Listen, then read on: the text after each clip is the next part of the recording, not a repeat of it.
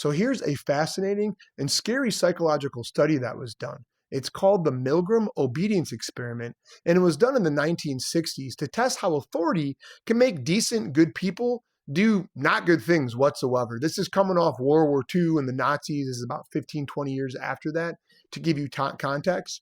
Okay, so 40 men, different ages, 20 to 50 maybe, different walks of life, were recruited in this experiment, and they were given the role as teacher. Other people in the experiment were called students, but they were part of the experiment. They were actors, okay? And the students had to memorize like word pairings. And if they got a word pairing wrong, they were given a shock, all right? And the teachers delivered the shock. The students were in a separate room. The teacher didn't see the students. So when they were giving a shock, nothing was happening. No shock was being given. It was like a pre-recorded tape. The shocks went from 15 volts all the way to 450 volts, okay? And here's what's shocking.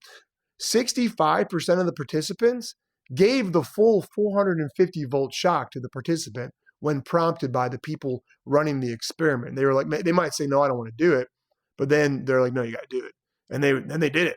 Like, yeah, 100% of the participants would give all the way to the 300 volt shock. So 100%, 40, once again, dudes, 20 to 50, different walks of life, gave a 300 volt shock to somebody. They heard the noise, they heard a tape doing this, and they did it. It just shows how authority can make maybe decent people do not good things. And they've tried to replicate this experiment with some success, not as good as these numbers.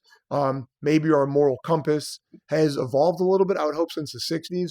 Anyways, also there's a lot of ethical questions with this experiment, which, you can hit up the chat for. But yeah, tell me your thoughts on that. I thought that was scary, but also fascinating.